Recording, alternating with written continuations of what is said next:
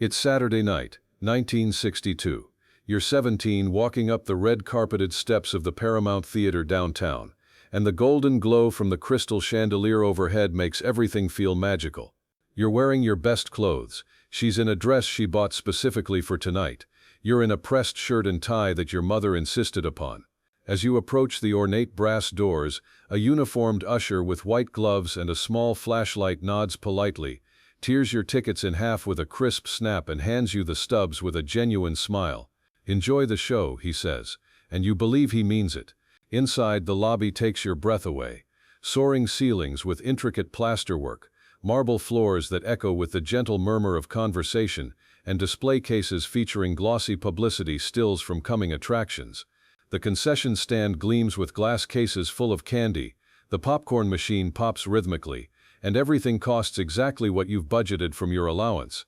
When the lights dim for the first time, not once but twice, in a slow ceremonial fade that signals the evening is truly beginning, another usher appears at your elbow, his flashlight beam discreetly lighting your path to velvet-covered seats that feel like thrones. For the next 3 hours, you're transported not just by the movie on screen, but by the entire ritual of going to the pictures, an experience that feels formal, special, and wonderfully removed from everyday life. This was the movie palace. For over half a century, from the 1920s through the early 1980s, these ornate theaters were where America came to dream, escape, and participate in a shared cultural experience that combined entertainment with genuine hospitality. It was democracy through cinema. Anyone with the price of admission could enter these magnificent spaces and be treated like royalty by professional ushers who took pride in creating perfect evenings. At their peak in the 1950s and 1960s, there were over 18,000 movie theaters operating across America, most employing teams of uniformed ushers whose job was to ensure that every patron felt welcomed, comfortable, and special. The golden age of movie theaters, with ushers, reached its zenith between 1950 and 1975, when these elaborate entertainment palaces served as the primary venues for America's love affair with cinema.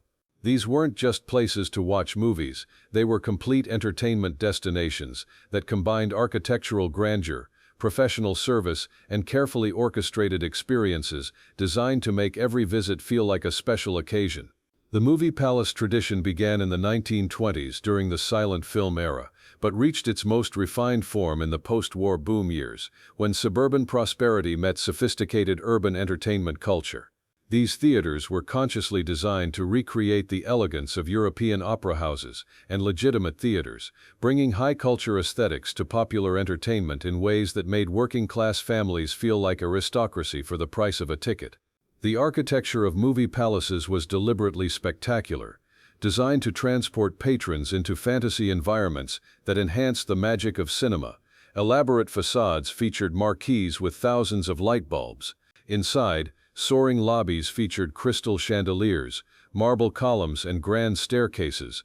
The auditoriums boasted elaborate ceiling designs with hidden lighting, flowing drapes, and stages equipped for both live performances and film projection. The usher system was fundamental to the movie palace experience and represented a level of personal service that modern venues rarely match. Ushers were uniformed employees whose responsibilities extended far beyond seating assistance. They were trained in customer service, crowd management, and theater operations, serving as ambassadors for the entire movie-going experience. Usher uniforms were designed to reinforce the formal atmosphere of movie-going. Featuring military-inspired designs with brass buttons and white gloves, these uniforms signaled professionalism and attention to detail. The small flashlights that became symbols of usher service were practical tools that allowed them to guide patrons safely in darkened auditoriums while minimizing disruption. The duties of movie theater ushers encompassed much more than seating assistants. They prepared theaters for daily screenings, monitored climate systems, and coordinated with projection operators. During shows, ushers maintained order, assisted patrons with special needs, and handled disruptions that might interfere with other viewers' enjoyment. The customer service aspects of usher work created personal connections that enhanced the overall movie experience. Regular patrons often developed relationships with specific ushers who remembered their seating preferences, dietary restrictions at the concession stand, or special occasions they were celebrating. Ushers helped elderly patrons navigate stairs, assisted parents with young children, and provided information about future attractions, showtimes, and theater policies. This personalized attention made moviegoing feel like a hospitality experience rather than just entertainment consumption. The social functions of movie theaters extended throughout communities in ways that made them essential civic institutions. For teenagers, movie theaters provided appropriate venues for dating and socializing under adult supervision.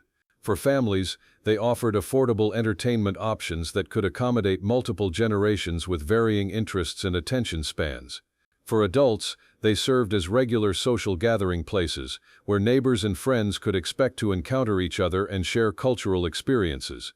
The economic model of movie theaters with professional ushers created sustainable employment for thousands of workers, while maintaining affordable ticket prices for patrons. Usher positions often served as entry-level jobs for young people learning customer service skills, work discipline, and professional behavior. Many theaters promoted from within, offering advancement opportunities from usher to assistant manager to theater manager positions that provided career paths in the entertainment industry. Special event programming elevated movie palaces beyond routine entertainment into celebration venues that marked important occasions in community life. Premiere screenings of major films featured coordinated marketing campaigns that brought celebrities, local dignitaries, and media attention to theater openings. Holiday programming included special decorations, themed concessions, and coordinated promotional activities that made moviegoing part of seasonal celebrations. Anniversary screenings, retrospective programs, and revival showings created opportunities for audiences to revisit beloved films in the grand style they deserved. The decline of movie theaters with ushers began in the late 1960s, but accelerated rapidly through the 1970s as multiple factors converged to undermine their economic viability and cultural relevance. The construction of suburban multiplex theaters fundamentally changed the economics of movie exhibition by allowing theater owners to show multiple films simultaneously while drastically reducing labor costs. These new venues eliminated most personal service elements in favor of efficiency and volume, making traditional usher service seem expensive and unnecessary. Television's growing influence reduced movie theater attendance and changed audience expectations about moviegoing. As families became accustomed to watching entertainment at home, the formal aspects of traditional theaters began to feel outdated. Younger audiences particularly began to prefer casual, informal entertainment options. Rising labor costs made the traditional usher model increasingly expensive. Minimum wage increases and union organizing raised the cost of maintaining large usher staffs significantly. Many theater owners found that they could operate more profitably with minimal staffing and self-service concessions. Drive-in theaters and shopping mall cinemas offered alternative moviegoing experiences that emphasized convenience over grandeur. These venues attracted audiences with easier parking, casual dress codes, and lower costs that translated into competitive pricing. Urban decline and suburban migration reduced the customer base for downtown movie palaces, while increasing competition from suburban venues. Many grand theaters found themselves in neighborhoods that audiences considered inconvenient or unsafe, particularly for evening entertainment. Changing film distribution practices also undermined the movie palace model by fragmenting audiences across multiple venues and reducing the event-like quality that had made elaborate presentations worthwhile. Instead of single-screen showcases, multiplexes offered multiple viewing options that diluted attendance and made usher service less relevant. By 1980, most traditional movie palaces had either closed permanently or been subdivided into smaller theaters that eliminated most of the architectural grandeur and personal service elements that had defined the classic movie-going experience. What disappeared with movie theater ushers was more than just customer service.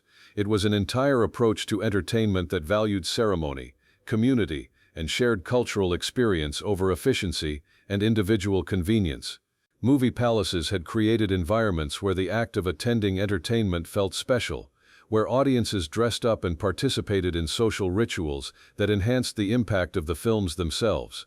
The hospitality culture that movie theater ushers represented embodied values of courtesy, professionalism, and attention to detail that elevated entertainment from commodity consumption to genuine service experience.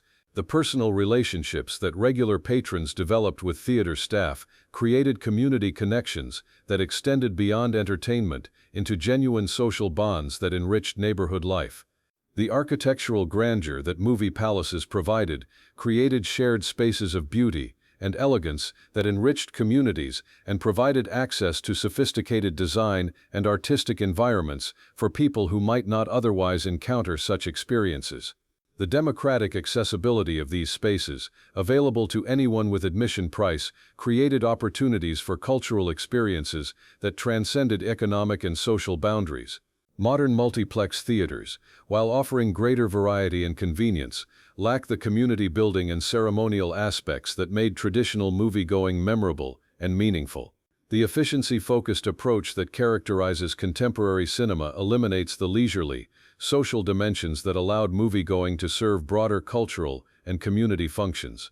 If you remember the anticipation of dressing up for an evening at the movies, the satisfaction of being personally escorted to perfect seats by uniformed ushers, or the magic of experiencing films in environments that made every screening feel like a premiere, you remember a time when entertainment was an event rather than a convenience, when going out meant participating in community rituals that connected people to shared cultural experiences, and when the simple act of watching a movie could feel like a journey to a palace of dreams.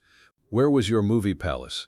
Do you remember the name of your favorite usher, the feeling of walking across marble lobby floors, or the hush that fell when the lights dimmed ceremonially before each show?